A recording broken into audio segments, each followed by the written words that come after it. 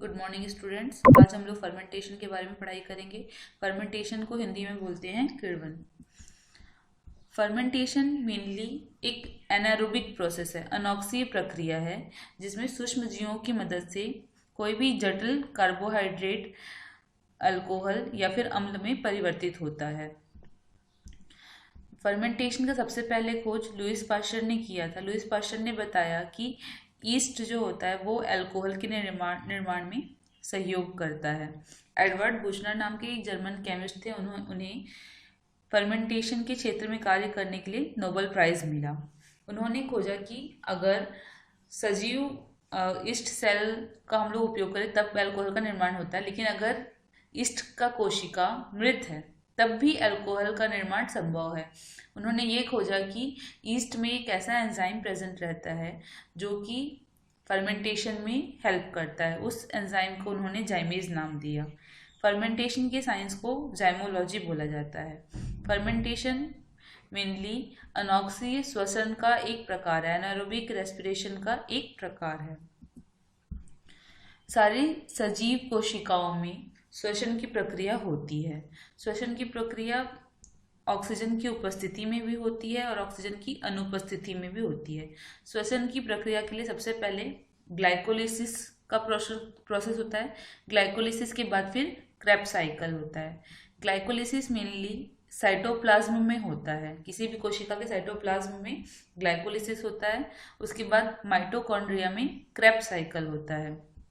Glycolysis से mainly glucose pyruvic acid में परिवर्तित होता है और पायरुविक एसिड जो कि बन चुका है ग्लाइकोलिसिस की प्रक्रिया के द्वारा, वो क्रेब्स साइकिल से होकर गुजरकर एटीपी का निर्माण करता है।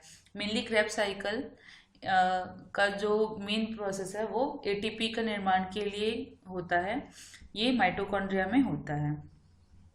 अगर ऑक्सीजन उपस्थित है तो ग्लाइकोलिसिस की प्रक्रिया के थ्रू ग्लूकोज पायरुविक एसिड में परिवर्तित होगा। पायरुविक एसिड फिर माइटोकॉन्ड्रिया में जाएगा और इससे फिर एटीपी का निर्माण होगा। लेकिन अगर ऑक्सीजन अनुपस्थित है तो ग्लूकोज से पायरुविक एसिड के निर्माण के बाद फिर फर्मेंटेशन की प्रक्रिया होती है। फर्मेंटेशन की प्रक्रिया भी साइटोप्लाज्म में ही होता है। जो ग्लाइकोलिसिस की प्रक्रिया होता है उसमें ग्लूकोज जो कि 6 कार्बन कंपाउंड है, 6 कार्बन कंपाउंड है, वो 3 कार्बन कंपाउंड जो कि पायरुविक एसिड है उसका निर्माण करता है। इस प्रक्रिया में कहीं भी कार्बन का लॉस नहीं होता है, इसलिए ग्लूकोज का एक मॉलिक्यूल 2 पायरुविक एसिड का निर्माण करता है। जिस तरीके से ग्लूकोज में 6 मॉलिक्यूल है कार्बन का, तो लास्ट में 6 कार्बन उपस्थित रहता है। ग्लाइकोलिसिस की प्रक्रिया में मेनली कुछ कोएंजाइम इन्वॉल्व होते हैं। कोएंजाइम क्या होता है? कोएंजाइम नॉन प्रोटीन मॉलिक्यूल होता है जो प्रोटीन मॉलिक्यूल नहीं होते हैं और एंजाइम के कार्य में सहायता करते हैं, उन्हें कोएंजाइम बोलते हैं। तो ग्लाइकोलिसिस की प्रक्रिया में NADH नाम का कोएंजाइम मदद करता है। NADH ग्लाइकोलिसिस की प्रक्रिया के समय NADH plus H plus ion में रिड्यूस हो जाता है। तो जो किण्वन है वो 4 प्रकार के होते हैं। उसमें सबसे पहला जो किण्वन है वो लैक्टिक एसिड, लैक्टिक अम्ल किण्वन कहलाता है। जो पायरुवेट बनता है, ये पायरुविक एसिड जब ऑक्सीजन नहीं मिलता है तब या तो अल्कोहल बनाता है या फिर अम्ल बनाता है। अल्कोहल में मेनली इथेनॉल, अम्ल में लैक्टिक एसिड, ब्यूट्रिक एसिड, ये दोनों का निर्माण करता है। लैक्टिक एसिड का जो निर्माण है वो मेनली ह्यूमंस में, मसल्स में, रेड ब्लड जो सेल होता है उसमें मेनली होता है। तो लैक्टिक एसिड के जो किण्वन है उसमें मेन जो एंजाइम इन्वॉल्व होता है वो होता है लैक्टेट डिहाइड्रोजिनेज नाम का एंजाइम होता है। लैक्टिक एसिड जब शरीर में बनता है तो थकान महसूस होती है, नींद आती है। लैक्टिक एसिड किण्वन के कारण ही जो मिल्क है वो दही में परिवर्तित हो जाता है।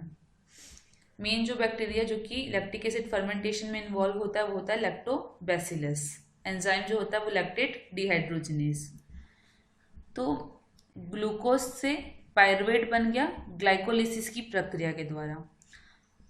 इसमें जो NAD नाम का कोएंजाइम वो NADH में परिवर्तित हो गया और ग्लाइकोलिसिस की प्रक्रिया में 2 ATP का निर्माण भी हो गया। अब अगर ऑक्सीजन अनुपस्थित है, जब ऑक्सीजन अनुपस्थित है तब फिर जो किण्वन की प्रक्रिया है वो होगी।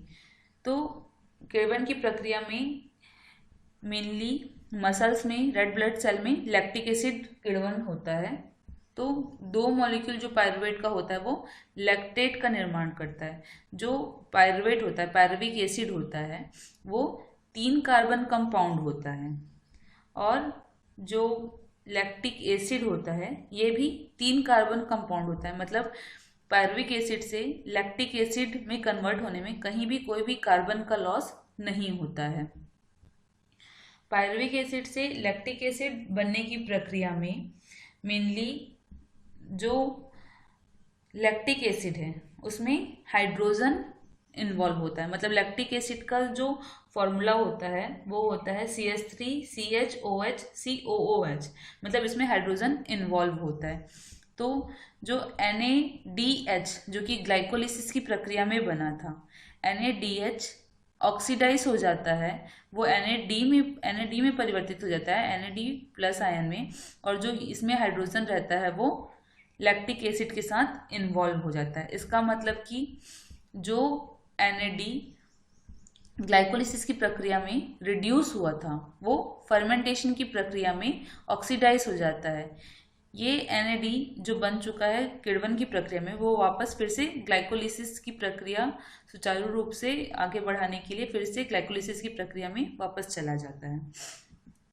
दूसरा होता है अल्कोहलिक फर्मेंटेशन, अल्कोहलिक किण्वन।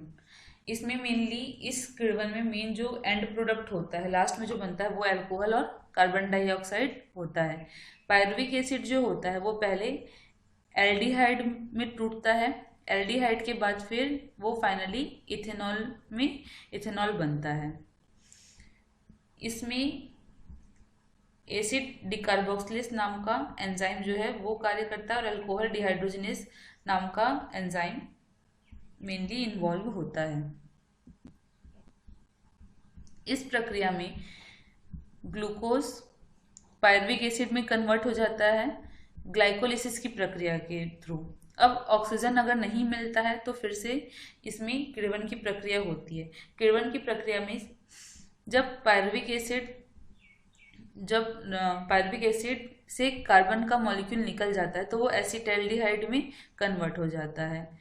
एसिटैल्डिहाइड फिर से इथेनॉल का निर्माण करता है। इथेनॉल का जब निर्माण करता है, एसिटैल्डिहाइड का फॉर्मूला होता है CH3CHO।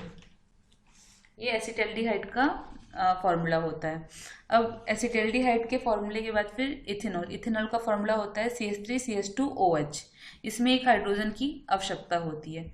तो जो NADH जो कि ग्लाइकोलिसिस की प्रक्रिया में बना हुआ था वो फिर से ऑक्सीडाइज होता है और NAD का निर्माण करता है और जो हाइड्रोजन है वो इथेनॉल का निर्माण में सहयोग करता है। जो NAD बना हुआ है वो वापस ग्लाइकोलिसिस की प्रक्रिया में यूज हो जाता है। इस तरीके से जो किण्वन की प्रक्रिया है इसमें पायरुविक एसिड जो होता है वो रिड्यूस हो जाता है, अपघटित हो जाता है, और जो NADH है जो कोएंजाइम है वो ऑक्सीडाइज हो जाता है। किण्वन की प्रक्रिया, इस अल्कोहलिक किण्वन की प्रक्रिया में जो पायरुविक एसिड है वो 3 कार्बन कंपाउंड है। इथेनॉल जो निर्माण होता है वो 2 कार्बन कंपाउंड होता है। ये कंपैरिजन फॉर्म में है अल्कोहलिक फर्मेंटेशन और लैक्टिक एसिड फर्मेंटेशन का। जो लैक्टेट होता है उसमें 3 कार्बन उपस्थित रहता है, पायरुविक एसिड में भी 3 कार्बन है, इसमें कोई भी कार्बन का लॉस नहीं होता है। अल्कोहलिक फर्मेंटेशन में पायरुविक एसिड में 3 कार्बन है लेकिन जो अल्कोहल बनता है उसमें 2 कार्बन रहता है, तो इसमें कार्बन का लॉस होता है कार्बन डाइऑक्साइड के फॉर्म में। जो NADH में परिवर्तित होता है ग्लाइकोलिसिस में, और मतलब NADH में रिड्यूस होता है, और जो NADH रिड्यूस हुआ है ग्लाइकोलिसिस की प्रक्रिया में, वो फिर से ऑक्सीडाइज हो जाता है फर्मेंटेशन के प्रोसेस में, और वापस से फिर ग्लाइकोलिसिस की प्रोसेस में ये यूज हो जाता है। थर्ड होता है acetic acid fermentation. Acetic acid fermentation mainly vinegar बनाने में उपयोग में आता है। इसमें सबसे पहले अल्कोहल बनता है अल्कोहलिक फर्मेंटेशन के थ्रू, उसके बाद फिर एसिटोबैक्टर नामक बैक्टीरिया की उपस्थिति में और ऑक्सीजन की उपस्थिति में ये एसिटिक एसिड का निर्माण होता है।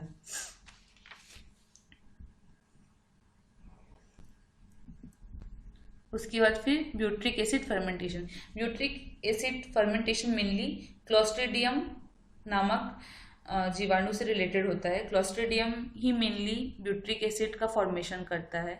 ये जो ब्यूट्रिक एसिड बनता है वो मेनली जो जूट के फाइबर होते हैं उनकी रेटिंग में उपयोग में आते हैं। जो बासी स्मेल आता है बटर में वो भी ब्यूट्रिक एसिड के कारण आता है। टोबैको की प्रोसेसिंग में भी ब्यूट्रिक एसिड का मतलब हेल्प यूज होता है, और लेदर की प्रोसेसिंग में भी ब्यूट्रिक एसिड का उपयोग होता है। ब्यूट्रिक एसिड के निर्माण के लिए सबसे पहले ग्लाइकोलिसिस की प्रक्रिया के थ्रू पायरुविक एसिड बनता है। पायरुविक एसिड जो बनता है वो ऑक्सीडाइज हो जाता है और एसिटाइल कोएंजाइम ए बनाता है। Acetyl coenzyme A oxidoreductase enzyme की प्रेजेंस में बनता है, और कार्बन डाइऑक्साइड और हाइड्रोजन इस टाइम पे रिलीज होता है। ये एसिटाइल कोएंजाइम ए जो बना है वो फिर रिड्यूस होगा और ब्यूट्रिक एसिड का निर्माण करेगा। इस टाइप के फर्मेंटेशन में एनर्जी रिलीज होती है। ये कुछ एग्जांपल्स हैं फर्मेंटेशन की जो ह्यूमन लाइफ में यूज होता है। जो पायरुविक एसिड बना है उसका जब फर्मेंटेशन हो रहा है और वहां पे अगर प्रोपिनोबैक्टीरियम नाम का जीवाणु आता है तो प्रोपिनिक एसिड बनता है। प्रोपिनिक एसिड मेनली स्विस चीज बनाने में उपयोग में आता है। अगर फर्मेंटेशन के प्रोसेस में एस्परजिलस, लैक्टोबैसिलस या स्ट्रेप्टोकोकस नाम का जीवाणु उपयोग में आता है, ये कवक है, ये दोनों जीवाणु हैं, तो इस टाइम पे लैक्टिक एसिड बनता है और चेदर चीज या फिर दही या सोया सॉस बनाने में इसका उपयोग होता है। सैक्रोमाइसिस मेनली वाइन और बियर बनाने में उपयोग में आता है। क्लोस्ट्रीडियम ब्यूट्रिक एसिड फर्मेंटेशन में उपयोग में आता है। इससे मेनली एसीटोन और आइसोप्रोपेनॉल इसका एंड प्रोडक्ट बनता है। तो इससे थिनर, नेल पॉलिश रिमूवर या फिर अल्कोहल बनता है। एसिटोबैक्टर या स्टर्सिया एसिटिक एसिड बनाने में उपयोग में आते हैं, और ये मेनली विनेगर बनाने के टाइम इसका उपयोग आता है। ये कुछ सूक्ष्म जीव और ये एंड प्रोडक्ट है जो कि इन सूक्ष्म जीवों की मदद से बनता है।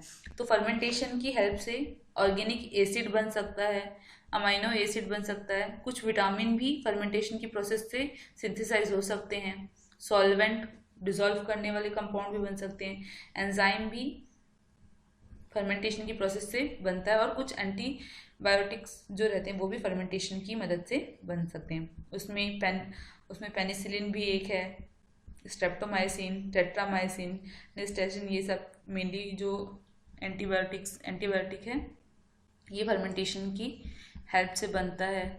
कोबालामिन, राइबोफ्लेविन नाम का जो विटामिन है वो फर्मेंटेशन की हेल्प से बनता है। इतना फर्मेंटेशन के बारे में है।